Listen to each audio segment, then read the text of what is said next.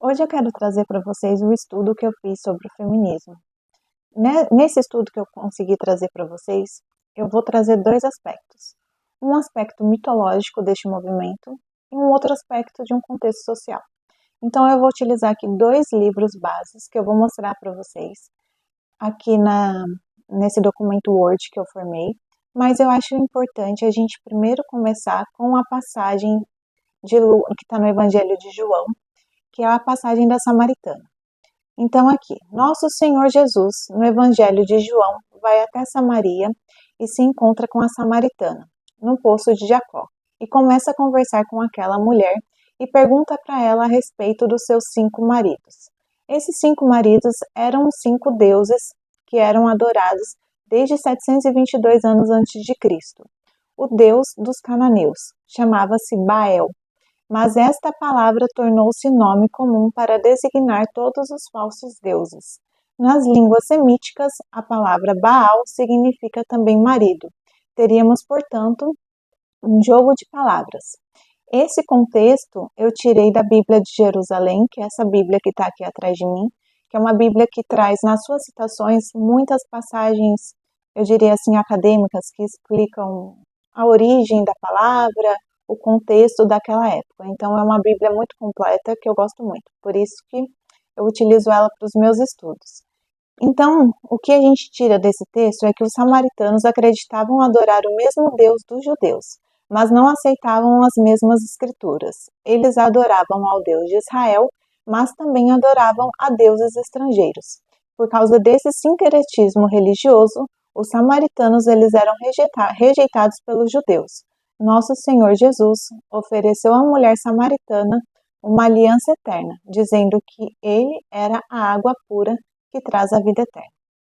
Então, por que eu trouxe esse texto para vocês? Para que a gente possa adentrar nesse movimento feminista, mas na parte mitológica.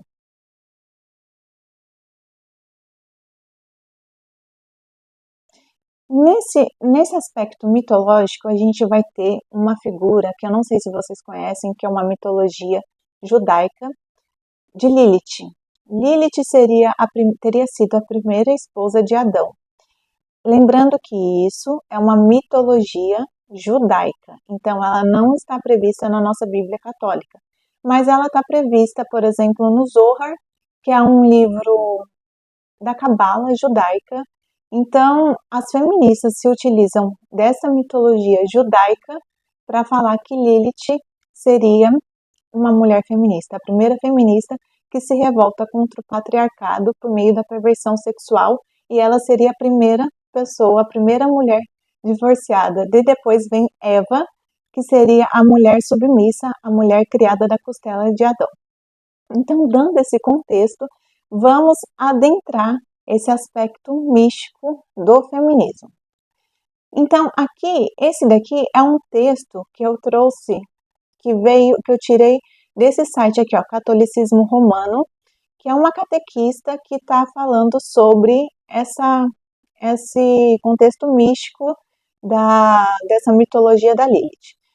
Então ela começa aqui. O livro do Gênesis é um dos mais enigmáticos da Bíblia. Suas histórias são contadas desde a criação do mundo, passada de geração em geração, contada de pai para filho, de rabi para aluno, das histórias contadas no Tanakh. A propósito, o Tanakh é o conjunto do Velho Testamento que temos em nosso cânon bíblico. A Tanakh é composta de 24 livros, a saber, a Torá, com 5 livros, que é o Pentateuco, Nevim, com 8 livros, profetas, e esse Ketuvim, que eu não sei se é assim que se pronuncia, com 11 livros escritos.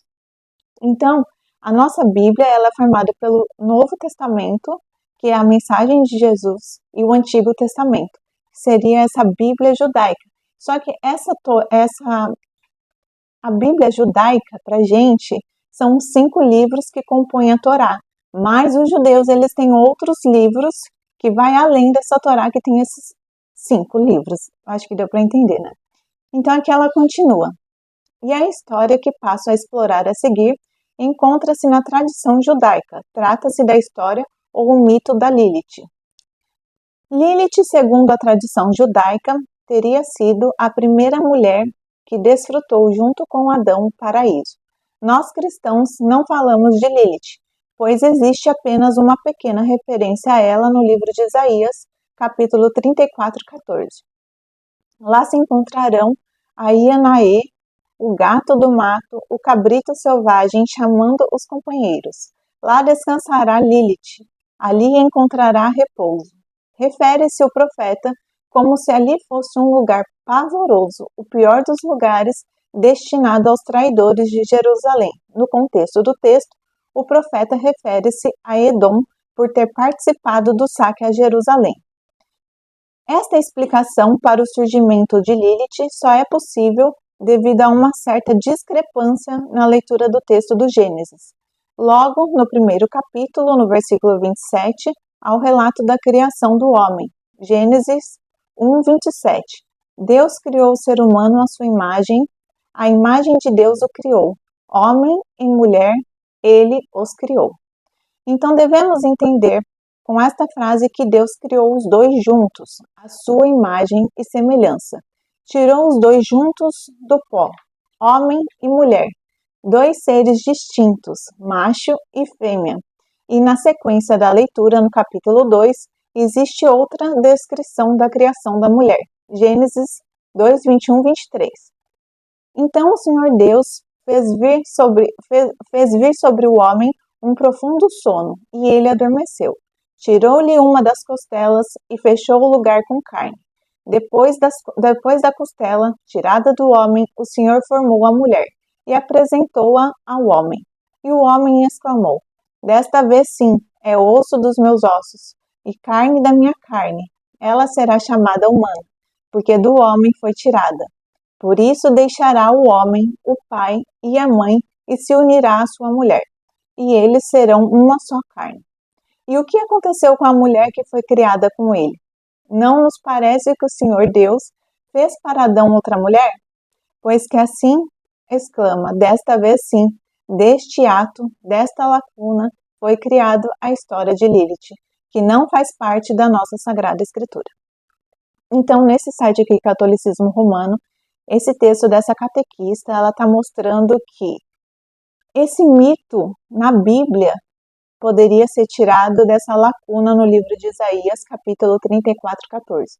Mas que para nós cristãos católicos ele não condiz com a realidade, se trata de um mito que uma forma errônea de interpretar as escrituras, mas como eu disse para vocês, essa é uma mitologia que está presente no livro do Zohar, que é um livro da Cabala judaica, e essa passagem é utilizada pelas feministas para tratar Lilith como a primeira feminista na mitologia judaica cristã.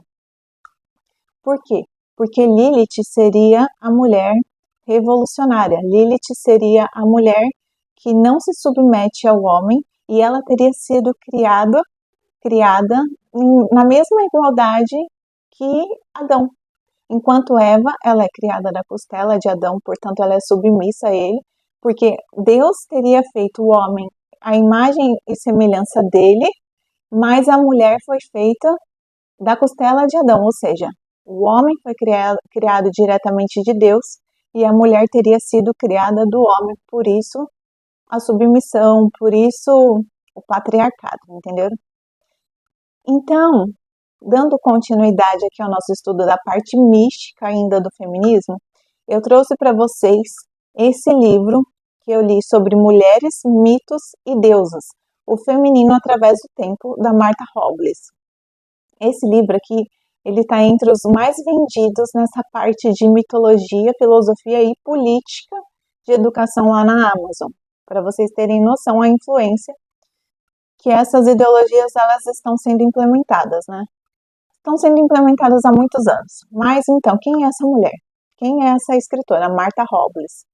Mulheres, Mitos e Deusas é uma obra da autora e socióloga mexicana Martha Robles, publicada em 1966, mas que só ganhou tradução para o português recentemente em 2019. Então, ela é uma socióloga e mestre em letras hispânicas.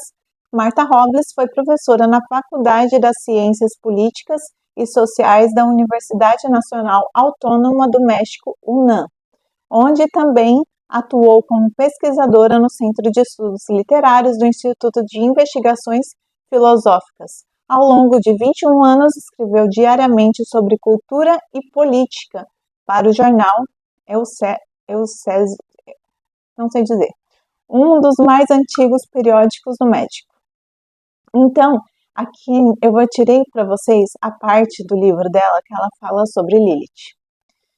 Então, percebam que essa autora é uma mulher acadêmica, uma professora de uma universidade que aplica o feminismo na sua docência para as pessoas que estão ali sendo formadas pela faculdade.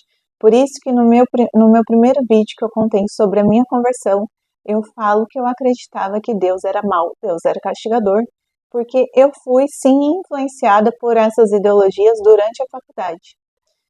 Tanto é que o tema do meu trabalho de conclusão de curso durante a faculdade foi a violência sexual praticada contra a mulher no âmbito doméstico. Posteriormente, eu fiz a minha pós-graduação e nessa minha pós-graduação, na primeira pós-graduação que eu fiz, o tema da minha conclusão foi o feminismo e a violência de gênero. Então, eu estava associando o ódio a mulheres à prática do feminismo com base no gênero mulher. Então, vejam como eu fui influenciada. E essa que escreveu o livro, essa autora, ela também dá aula numa universidade, é uma socióloga, me parece que tem um currículo acadêmico bem robusto, né? Digamos assim, para os padrões de hoje em dia. Então vejam que o livro ele foi escrito em 1966, mas só foi publicado em português no ano de 2019 e está entre um dos livros mais relevantes na Amazon no contexto de política. Tá. Então, na parte que ela fala da criação de Lilith, ela fala: Lilith, um demônio noturno, a paixão da noite, anjo exterminador das parturientes, assassina de recém-nascidos, sedutora dos adormecidos, uma prostituta voluntariosa, ou para um juízo mais são, uma vontade poderosa de não se dobrar diante da pressão masculina, e prefere a transgressão à vassalagem. Lilith é ímpeto sexual, mulher emancipada, e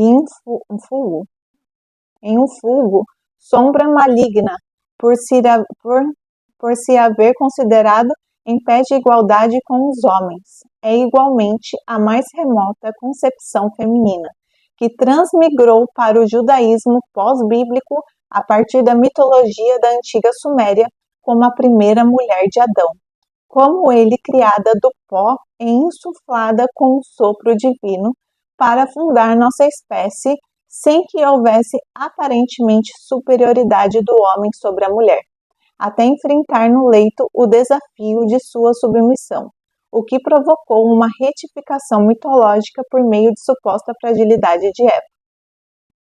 Então aqui ela está dizendo que Lilith foi uma mulher que não quis se render à submissão masculina, porque ela não era frágil, porque ela tinha um ímpeto de mulher emancipada. E aqui ela continua. Sabemos pouco, muito pouco, do que poderia ser considerado um antecedente mítico de um feminismo condenado desde o princípio, demonizado por pretender certa satisfação sexual e marcado por idêntico desprezo na Babilônia, nas tábuas da lei dos hebreus ou na tradição legendária que alcança a cabala e o hermetismo da Idade Média.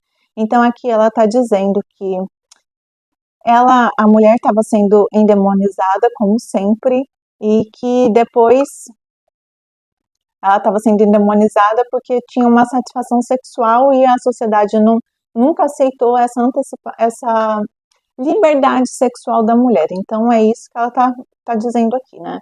Seja qual for a origem dessa mulher, o resultado é o mesmo. Em quase todas as culturas do que reconhecem nas mulheres uma potência sexual de periculosidade inequívoca, sobretudo no momento em que as tribos transitaram para o estabelecimento de um patriarcado, que para se legitimar tinha de desqualificar a autoridade feminina, considerando-a no mínimo perturbadora do leito conjugal. Então ela está dizendo, o que ela está dizendo? Que para legitimar o patriarcado, você tem que colocar a mulher como submissa e não reconhecer na mulher a sua potência sexual. Veja que o feminismo ele está sempre batendo nessa pauta, potencialidade sexual, revolução sexual. Então, desde os primórdios, o feminismo tem essa pauta, que é a revolução sexual da mulher. Tá, daí aqui ela continua. Lilith ensina que antes mesmo que Eva reconhecesse a beleza do corpo, a mulher já estava preparada para assumir seu erotismo, com o mesmo vigor com que impunha sua presença em um mundo totalmente submetido aos ditames divinos. Então ela está dizendo aqui que enquanto Eva ela foi reprimida por não poder expressar sua liberdade sexual, Lilith, como a primeira mulher de Adão, criada em igualdade do barro, como Adão por homem, por Deus, ela já tinha a sua liberdade sexual, ela já conhecia o seu corpo. Se é que vocês dá para entender o que eu estou dizendo. Tal mundo era assinalado pelo poder de criar, característico das mulheres. Então ela está dizendo que o mundo é para criar, e isso é um ponto característico das mulheres, porque eu acho que ela está dizendo aqui que é a mulher que dá a vida, né? Então ela que cria o mundo a partir do momento que ela traz o ser humano à vida. Disso decorre que, ao serem estabelecidas as primeiras leis humanas, a imagem e semelhança de Deus, Lilith tinha de ser censurada a fim de ceder seu simbolismo fundador a uma Eva nascida da costela de Adão, inferior por sua fragilidade, ainda que igualmente responsável pela perda da inocência humana. Então ela está dizendo aqui que Eva, além de carregar o pecado original, por ela ter sido responsável pela perda da inocência humana, que ela levou Adão a pecar, ela também é submissa, porque ela foi criada da costela de Adão, então ela tinha que ser submissa a esse sistema patriarcado criado por Deus, então ela era duplamente reprimida. Enquanto Lilith seria uma mulher emancipada. Nós dois somos iguais, disse Lilith, antes de iniciar sua carreira endemoniada, uma vez que saímos do barro. Não obteve justiça nem foi atendida por Adão em suas necessidades, motivo pelo qual dessa disputa se originou a primeira cisão do laço matrimonial e as consequentes vinganças mútuas que acabaram por produzir crimes de sangue. Então, além disso, Lilith teria sido a primeira mulher divorciada, né? Porque se ela foi a primeira mulher de Adão e ela não ficou com Adão porque ela não queria ser submissa a ele, não queria ser submissa ao patriarcado. Porque, em tese, ela teria sido criada de forma igual do barro, assim como Adão, e não pela sua costela. Ela também se separa de Adão por não querer ser submissa a ele, então ela se torna a primeira mulher emancipada e divorciada. Lilith, porém, não é somente a abandonada, sem leito próprio, que viaja pelo mundo em busca de vingança com as mãos tingidas de sangue jovem. Também representa a mulher suplantada por outra que lhe é inferior e submissa, pela simples costela de homem dominador, pela esposa que renuncia a seu próprio erotismo em troca da segurança conjugal. Olha o que ela está dizendo aqui. Que Lilith não quis se dispor a abrir mão para ser submissa, porque isso ela teria que abrir mão do seu erotismo sexual em troca da segurança que é um casamento. Então, para ela, isso é muito. Para ela, como uma mulher emancipada, como uma mulher revolucionária, e de igual para igual, ela não aceita trocar o seu erotismo sexual para viver na segurança conjugal de um matrimônio. A mãe de Lilith é percebida nas brigas matrimoniais, nos desejos insatisfeitos, na separação dos casais, na emancipação frustrada e nos castigos que recaem sobre as mulheres que desafiam as normas sociais. Então, aqui ela está dizendo, ela termina esse texto dizendo que, por não ser submissa, por ser uma mulher revolucionária e independente, a sociedade a julga, a sociedade tenta reprimir ela de toda forma, porque ela vai contra esse sistema opressor, esse sistema implementado pelas normas sociais, esse sistema patriarcal. Então, aqui eu trouxe para vocês uma imagem que eu tirei de uma reportagem da BBC que mostra, eu acredito que isso seja uma manifestação, uma passeata que estava sendo feita na França em 2018, uma passeata feminista, e aqui tem a foto dessa feminista, Nós Somos Lilith. Então, vejam como que essa figura mitológica, revolucionária, ela está presente nessa parte mitológica do feminismo. E depois, agora, eu quero entrar com vocês no feminismo, perversão e subversão, da Ana Campagnolo, que é a deputada. Daí aqui a gente já vai trazer o contexto histórico, né? Então, aqui, depois de ver toda essa parte mitológica do feminismo, eu venho trazendo um contexto histórico desse livro Feminismo, Perversão e Subversão, da Ana Campagnolo. É um livro muito bom, eu gostei muito do livro. Eu li o livro e eu também fiz as aulas do curso dela, que ela deu pro Brasil Paralelo. Foram 5 aulas de 1h30, mais ou menos, cada aula. Então, eu trouxe para vocês aqui só o início do livro, que conta esse contexto histórico, porque o livro é bem grande, ele tem mais de 500 páginas. Então, eu peguei os pontos que eu achava mais importante das 50 primeiras páginas, que é essa parte introdutória, e coloquei para vocês aqui. Eu consegui resumir praticamente em 5 folhas. Então, eu quero trazer para vocês aqui as partes que eu achei mais importantes sobre a história do feminismo. Então, ela traz aqui conceito de feminismo: aquelas pessoas que entendem que existe uma desigualdade entre homens e mulheres, e disso decorre a desvantagem das mulheres. As mulheres precisam desfazer essa desvantagem através de políticas públicas ou de ações diretas e afirmativas. Mulheres como sexo oprimido que está sempre em desvantagem.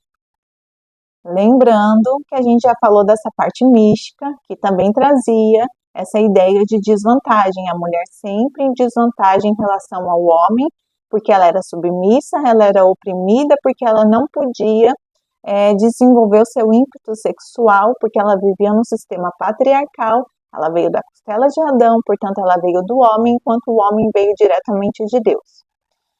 Dela começa. Uma autora clássica desse movimento é Kate Millett, que defende que o feminismo é a mesma coisa que revolução sexual.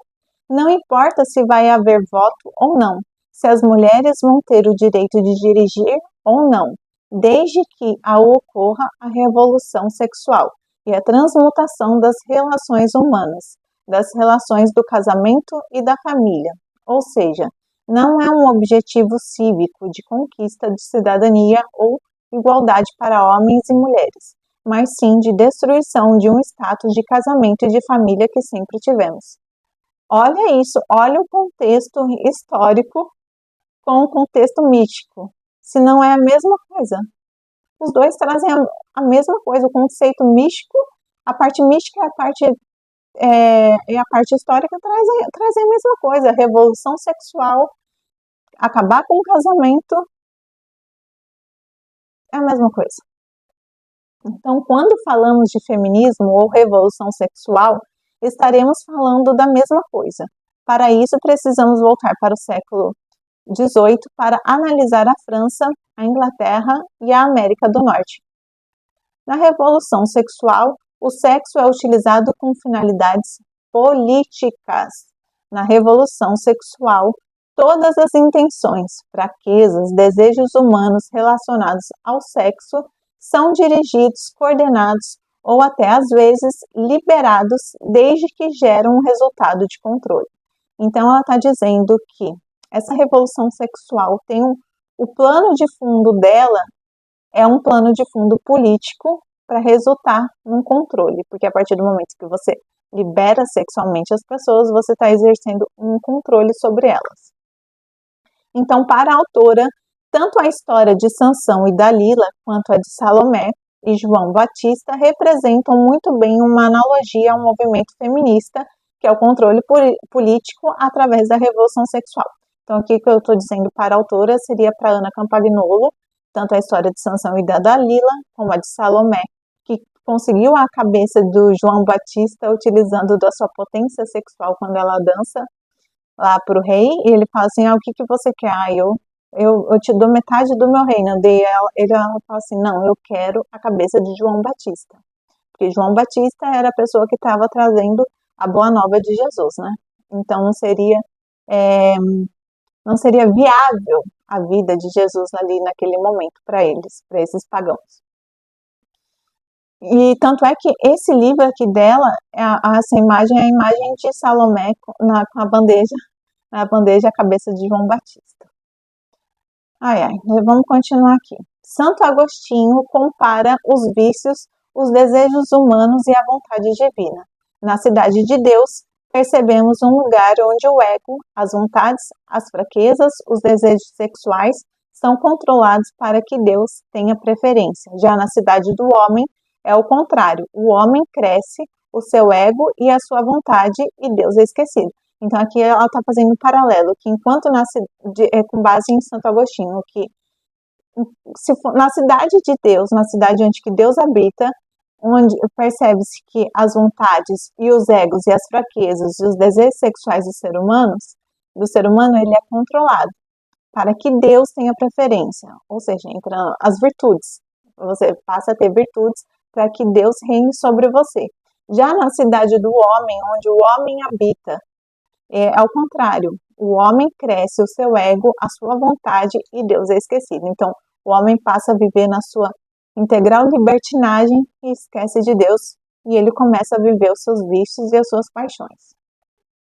Então, tendo em vista essa revolução sexual e o controle através do sexo ou através da liberação do sexo, o movimento feminista é desde o princípio também anticristão. Se é um movimento revolucionário sexual, é também necessariamente anticristão. Concordo plenamente com o que a Ana está dizendo aqui. Não tem como você ser feminista e você ser cristã. Ou você é feminista ou você é cristã. Eu já consegui demonstrar aqui para vocês que tanto na parte mística do feminismo, nós trazemos uma ideia totalmente anticristã. Aqui no conceito, já nessa parte que a gente está vendo histórica, nós também vemos esse conceito anticristão, que é sempre um movimento revolucionário, é um movimento de quebra de paradigmas, onde se luta contra um sistema opressor, um sistema patriarcal estabelecido pela sociedade e na parte mística estabelecida por Deus. Então não tem como você ser feminista e ser cristã. Quando o movimento feminista afirma que a mulher será livre do marido ao trabalhar, isso significa que só está havendo a substituição da submissão familiar pela submissão do Estado ao capitalismo, ao mercado de trabalho. Percebam que defender o direito de trabalhar não significa que o feminismo entende que o trabalho é enobrecedor, mas sim, por causas escusas, afasta a mulher da família e dos seus filhos. Não é errado trabalhar, e não é feminista trabalhar, porém o discurso que existe por trás é um discurso feminista. Então aqui que ela está dizendo que esse movimento político revolucionário feminista, eles queriam tirar a mulher do seu lar, queriam tirar a mulher da construção da sua família, para colocá-la ao mercado de trabalho, para que essa criança fosse tirada do lar dos cuidados dela, para que ela pudesse passar os seus valores, para que ela pudesse passar a moral, para que essa criança comece a pertencer ao Estado, e ele vai ser criado nas escolas, ensinado das ideologias que são convenientes ao Estado. Então é isso que ela está dizendo.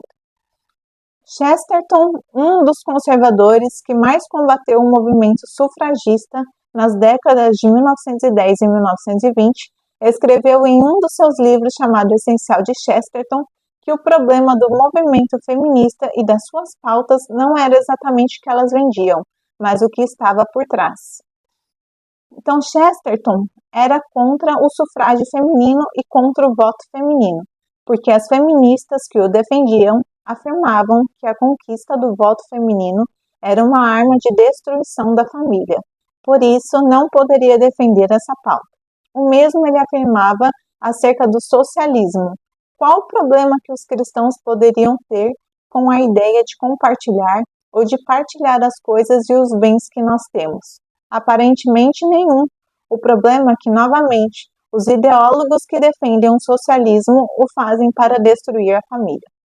Então ele está dizendo o seguinte, que essa imagem que eles passam de que feminismo é igual, é o direito igual para as mulheres, que o socialismo é o direito de todo mundo terem as mesmas coisas e terem de uma forma igual, na verdade, isso seria um pano de fundo, porque isso seria uma maquiagem, porque o que está por detrás, o conceito que eles carregam, na verdade, são conceitos distintos, que seria o conceito de acabar com aquela estrutura, acabar com o paradigma estabelecido desde os primórdios, que seria a construção de uma família enraizada com bases cristãs. O movimento iluminista exerceu uma influência muito poderosa sobre o movimento feminista e sobre a revolução. E quem sabe, de uma certa forma, ambos são a mesma coisa. Então ela está dizendo aqui que talvez esse movimento feminista e o movimento iluminista são a mesma coisa. Os primeiros defensores do iluminismo, da revolução sexual, das pautas feministas, são homens e não mulheres. Isso significa que este não é um movimento legitimamente feminino, é um movimento que manobra mulheres, mas que não tem uma origem feminina. Então ela está dizendo aqui, olha, isso aqui é muito importante, que ela está dizendo que esse movimento de revolução sexual não começou com ideias de mulheres, mas começou com ideias de homens pervertidos que não queriam proteger as suas mulheres através do casamento. Então, no iluminismo, principalmente no início do século XVIII, havia pensadores e teóricos homens defendendo o fim da ordem cristã. Vejam isso. No iluminismo, existiam teóricos homens que defendiam o fim da ordem cristã. Estes pensadores defendiam que a religião, as igrejas cristãs e, em geral, e especificamente a Igreja Católica, não deveriam mais ser a régua ou o padrão para medir as ações humanas e a organização da sociedade. Desde o começo, o movimento feminista é um movimento anticristão, ou seja, um movimento feminista não se tornou anticristão em 1960 ou em 1970. Ela está dizendo que desde os primórdios, desde o momento em que começou essa era iluminista, já era um movimento anticristão. Então, o feminismo surgiu e cresceu na França a partir da Revolução Francesa, em 1789. E não na década de 60, né, que muita gente acredita que o feminismo nasce com a Revolução Sexual na década de 60. Não, então aqui ela está dizendo que esse feminismo ele já existe desde o momento em que houve a Revolução Francesa, em 1789, com a queda da Bastilha, né? Então ela prossegue. Na Alemanha começa a surgir as primeiras lojas maçônicas e os Illuminatis. Essas irmandades começam a perceber o sexo e as fraquezas humanas como uma forma de controle e começam a usá-los. O fundador da Ordem Illuminati, Adam Weishaupt, tinha estudado em uma escola jesuíta. Então, na Igreja Católica existe a prática da confissão, que é um sacramento, na qual você conta para os padres os seus maiores medos, pecados e fracassos. O padre te ouve e, de uma certa forma, liberta-te do fardo do teu pecado. Ele te perdoa e ainda mantém tudo em sigilo. As irmandades começam a se utilizar dessa prática religiosa para manipular as fraquezas das pessoas, e isso se estendeu por muito tempo. Então, o que ela está dizendo é o seguinte, que eles se utilizaram do sacramento da confissão e, por meio das irmandades Illuminatis que eles criaram, que vai dar início à maçonaria, eles se utilizaram, eles se apropriaram, vejam isso, eles se apropriaram do sacramento da confissão para utilizar de uma forma macabra, para saber os podres, para saber os segredos das pessoas e utilizar contra elas, para que elas sejam submissas e elas sejam subvertidas àqueles pensamentos revolucionários que eles estavam colocando com a Revolução Francesa. Alfred Kinsey é conhecido como pai da revolução sexual, mas na verdade ele já é ultrapassado. As pessoas têm essa impressão de que a revolução sexual começou em 1960 com a pílula anticoncepcional e o movimento hippie. Isso está incorreto. A revolução sexual começou muito antes.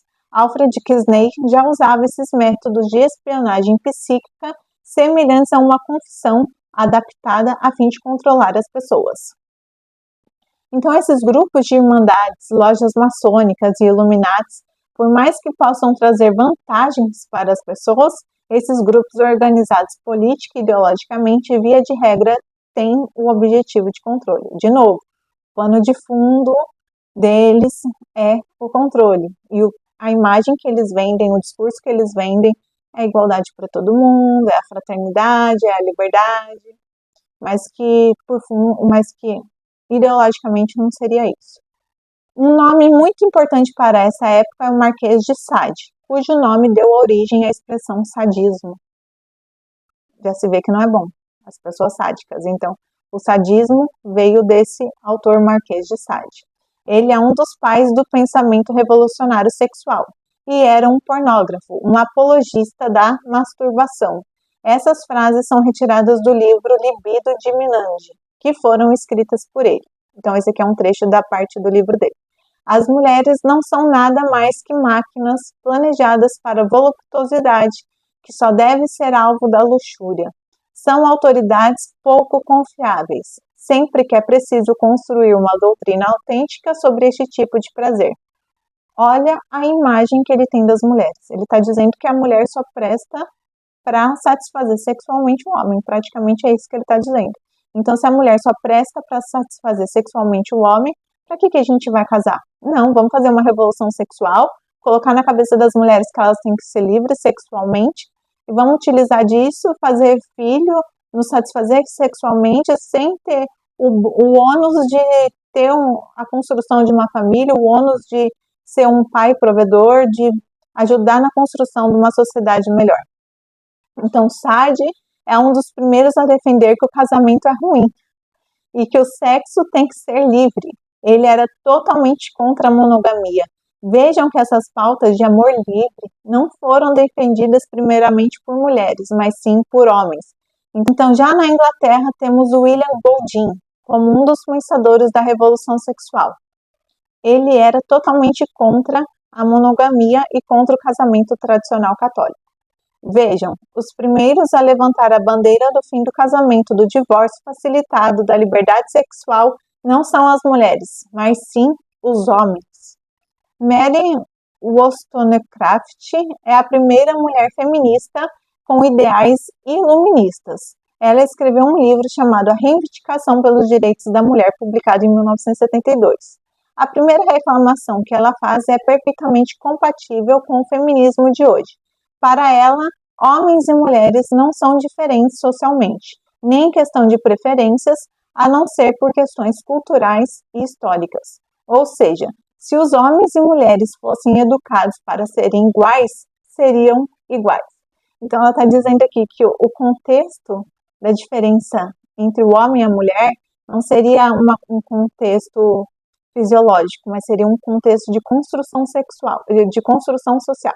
Então, se o homem e a mulher fossem criados da mesma forma, ambos teriam a mesma predisposição para todas as outras coisas.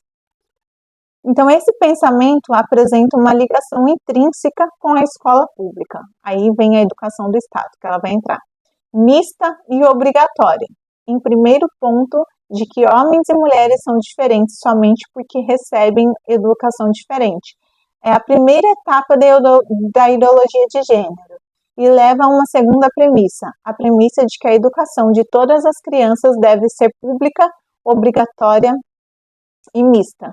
Essa segunda premissa é de que meninos e meninas precisam estudar juntos e de que essa educação deve ser prestada pelo Estado e não pelos pais. Além disso, que tal educação deve ser obrigatória, ou seja, que as pessoas devem ser obrigadas a colocarem os seus filhos na escola para que aprendam o modelo do padrão moral do comportamento. Aqui eu coloquei falar do homeschooling, que o homeschooling ele foi proibido, né, pelo nosso Supremo Tribunal Federal, porque teve um grupo de pais, acho que foi por meio de uma associação, entrou na justiça para que o Supremo Tribunal Federal declarasse a constitucionalidade do homeschooling, que seria o estudo doméstico feito pelos pais. E o Supremo, acredito que tenha sido uma DPF.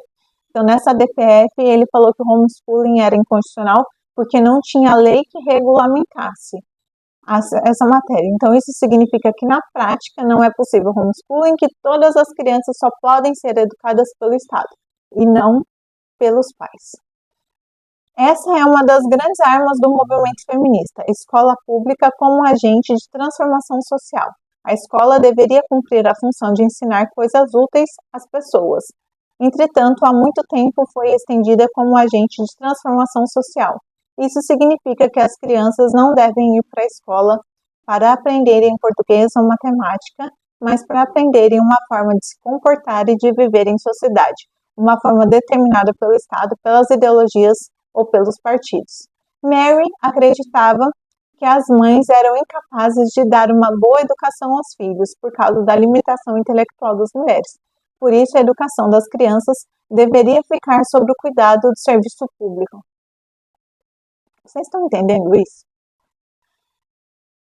Esse pensamento que a gente repete hoje, que a educação é um direito fundamental, que deve ser prestada pelo Estado, vem de um ideal iluminista, feminista, de 1789, que dizia que as mulheres não tinham capacidade intelectual para criarem os seus filhos na educação, por isso que quem deveria educar era o Estado, para que o Estado passe às crianças a sua ideologia, o modo de servir aquela sociedade, e não mais os pais transmitirem, através da educação, os seus valores, a moralidade, a religiosidade. Percebam da onde que vem o que a gente está vivendo hoje, da onde que vem como é um pensamento iluminista e feminista. Como havia uma contestação iluminista de que tudo que a família e a religião pregavam era pior, baixo, inferior, os iluministas, que se consideravam iluminados, acreditavam que era o Estado que realmente tinha a capacidade e a qualificação para dar às crianças do país inteiro a educação adequada. Educação baseada sempre em quais princípios? Nos princípios que convêm ao Estado e não mais às famílias. Quando acaba a Revolução Sexual nos anos 1800, um espírito conservador começa a se espalhar por todo o mundo. Seria uma reação, e demorou mais de 100 anos para vermos o espírito da Revolução Sexual reaparecer. Posteriormente, a primeira onda do movimento feminista fala sobre a propriedade, direitos civis, direito da esposa de ter acesso à herança, direito de trabalhar, o direito de votar. São pautas que não são extremamente sexuais. É por isso que as pessoas costumam espalhar esse senso comum de que o movimento feminista é bom, porque na cabeça delas o movimento feminista começou na primeira onda, com a luta pelo sufrágio, com as mulheres querendo votar e trabalhar. Não é isso. O movimento feminista começa em 1789, com a primeira feminista, que é Mary Wollstonecraft, mesmo antes dessa expressão existir. Então, ela está dizendo assim que o feminismo já existe muito antes de existir o termo feminismo que a gente conhece hoje, que acha que surgiu lá na década de 60. Então, essa primeira etapa do movimento feminista, no final do século XVIII, no início do século XIX, é para compreender que tal movimento surge ligado às questões de sexo, revolucionar o sexo, permitir o incesto, permitir o amor livre. Portanto, o objetivo é demonstrar que o movimento feminista não é outra coisa senão uma revolução sexual. Acho que deu para entender, né? Eu quis trazer aqui para vocês todo esse estudo que eu fiz sobre o movimento feminista, porque eu tinha essa visão de que as mulheres eram oprimidas, e essa visão foi formada basicamente pela influência que eu recebi no meio acadêmico. E eu comecei a reproduzir isso na minha prática de trabalho, e depois eu comecei a perceber que durante o meu trabalho, tudo aquilo que eu estava acreditando naquela ideologia, na prática não se apresentava, as coisas não eram da forma que eram apresentadas ideologicamente para mim, entendeu? E eu acho importante a gente entender, então, que esse movimento feminista, ele tem duas bases. Ele tem uma base mística, mas ele também tem uma base, um contexto histórico. E esses dois livros mostram pra gente qual que é a verdadeira ideologia do feminismo, que seria a revolução sexual, seria a perversão da mulher, e por isso ele é um movimento anticristão. Não tem como você ser cristã e você ser feminista. Eu vou ficando por aqui. Salve Maria, viva Cristo Rei. Ah, mas antes de me despedir, também quero fazer aqui um paralelo que, para nós, cristãs católicas, o ideal de mulher é Nossa Senhora. Enquanto por Eva nasce o pecado original, por Nossa Senhora nasce o nosso Salvador, Jesus Cristo, o próprio Cordeiro imolado, que veio para nos livrar do nosso pecado original. Salve Maria, viva Cristo Rei, que a paz de Deus esteja no coração de todos nós. Um beijo e até o próximo vídeo.